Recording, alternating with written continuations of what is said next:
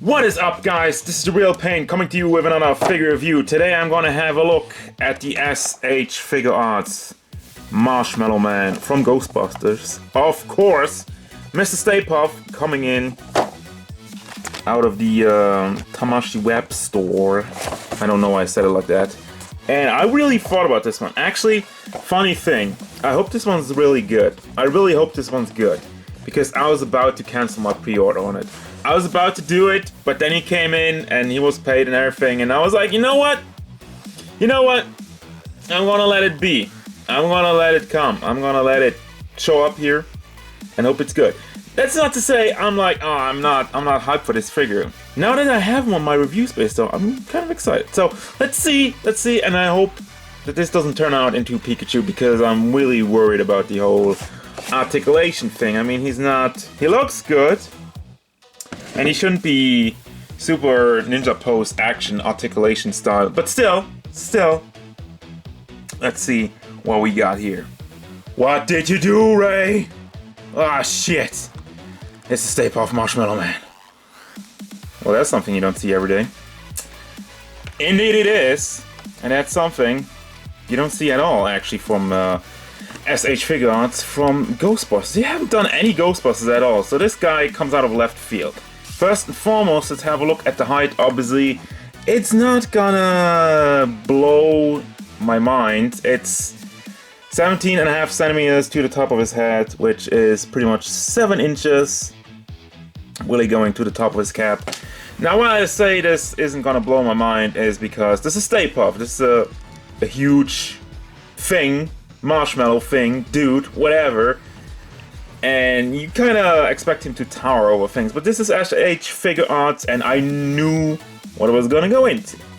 That being said, let's have a look at the overall detail going on in the figure. Obviously there's no paint, this is a lot of white plastic. I mean, the paint that's there, it's basically the mouth and the eyes. That's well done. It's all fairly simple, but that's, once more, I say it a lot, and I was gonna say it again, that's the design of the figure. You can't really change the design of the figure. If you want to put in some more detail, if you want to put in some texturing or whatever, I mean, that's not gonna make it any better. It's just gonna make it less realistic. So there you go. You got the kind of sailor uniform going on all throughout his body. I gotta say, I really like the face though. It's all the happiness and stuff. The one thing I really would have liked for them to do here, where you can move the eyes, you know, where you take off the face and you can move the eyes. I really would have liked it for this guy. Unfortunately, they did not do that. Although, hold on. You know, before I say that, let me be 100% sure. No, there's nothing, obviously. So there you go. There's no moving eyes, which is disappointing. That would have been cool. But anyway, yeah, overall detail, that's it. He looks good. He looks like the Stay Puft Marshmallow Man. He looks like he should look. But there's a question about the articulation. You know, let's just go over it. I let you guys be the judge of it. First of all, the head is on a hinge. I'm just gonna take all this off to show you this. They made this rounded, and they left all the space over here so you can move that around. That goes back and forth with the head, and it's basically going back and forth with the entire piece. And the head keeps disconnecting when I try to move it around. So you got that part, that's pretty cool. Head also rotates around. It goes back and forth on its own because you have the ball going on over there. And now the head keeps disconnecting. Put it together. Put it together, man. It doesn't really go to the side or anything. Now with the shoulders, we have this upper piece over here, which is just not cooperating at all. It has wiggle motion, that's what I would call it. You can rotate it around, that works fine. But other than that, you know, you can, I don't know, it's just going up and down a little bit. It depends on what angle you have it on, because this piece is not, it's not round. It's like a marshmallow. It's rounded, but it's not completely round. So depending on where it stands, you can move it up and down like that. But that's really it. It's just a little bit of wiggle motion. Same thing down here. You get a little bit of up and down, and it rotates around. So that is okay. It's not the greatest, but it's okay. It gets the job done for this big marshmallow dude. And the hand doesn't have articulated fingers. I don't know. I keep mentioning these things, and I'll tell you at the end why I kind of expect, eyes that move around and fingers that move around. I'll get to that. But yeah, you have the big ball joint in there, so you can rotate that around, can bring that up and down and all around, and that's that. So then you got nothing going on at the torso, obviously, but that's good. Once again, I'm fine with that. Don't break up the sculpt just for some mediocre movement that you don't really need. And like I said, it's the Stay Puft Marshmallow Man, so you don't expect the greatest articulation in the world of this guy. But at the feet, they go back and forth. You have a little bit of a gap there, but that's fine for the articulation you get out of it. It only goes back and forth, doesn't go to the side at all. It's kind of weird. If they would have left some space, I mean, you have some gaps there anyway, so if you just would have left some more space left and right, I mean, it does have some wiggle motion, but if you would have left maybe a little bit more, or going back to the Kirby review, magnets would have been the answer. Anyhow, the knees, if you want to call, I'm just going to call that piece the knees, probably has a, that's probably a hinge, and yeah, you can rotate the foot around. There's no ankle rock or anything. Kinda has a tiny bit of wiggle motion, as you can tell, but that's it. I'm just trying to figure out if there's something else I might have forgotten, but no, that's your articulation, huh?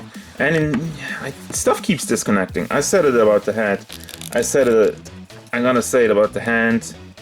There's just, you try to move stuff around and it's just coming off. It's not breaking off, very important, it's not breaking, nothing's breaking yet, but it's kinda not really in there very tightly, which is not the worst thing in the world, but just something to consider. Now let's have a look at the accessories. Now, as far as accessories goes, he only comes with 2 fist hands, which look good, I guess. All the molding in there. You have 3 different hands. First of all, you got the open mouth, angry face. You got the hurting face. Wow, that's a good word. I can't think of any other description right now, but yeah, when he gets hit and whatnot. And then the angry happy face. I really like that one. I don't know. It's just so, he just looks so nice, but also so evil at the same time. And that's all the accessories. That's really it.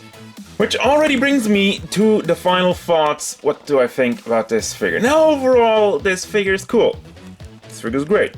The articulation is kind of limited, but it's what you would expect from this guy, and he looks good. And they really went the route of sacrificing articulation for the overall look. The accessories are cool. The only thing I would have maybe added for accessories is maybe like a flame effect when, he gets put on fire, when he gets roasted. Maybe some parts, maybe like where you can switch the entire torso area around with some black spots or something. But, when saying that, I might be going a little bit too far, but, and here's the part where I'm like, I would have expected the eyes to move around, I would have expected maybe the fingers to be articulated, and maybe some more stuff. Because this guy over here clocks in at $129 on Big Bad Toy Store. Yes, he's very expensive. And I don't know why. He's like double the price of like an SH Figuarts Dragon Ball or whatever, and I don't know why. Well, he's an exclusive, that's the thing. He's a web exclusive, and those are always more expensive. But still, the price doesn't make any sense. And that's the only thing. So, recommended if, let's say this guy drops to $60. $60, yeah, $60 is a good price for this. A little over $60, I think you're still gonna get your value out of it. He looks good, like I said. There's nothing wrong entirely with the figure. There's just no reason for it to be so expensive. And that's really my final verdict. That's gonna do it, guys. As usual, thank you very much for watching. Don't forget, if you enjoyed this review, feel free to hit it up with a like. And subscribe to the channel so you can stay tuned for more figure reviews, gameplay stuff, and whatever. The Stay Puft Marshmallow Man. Once.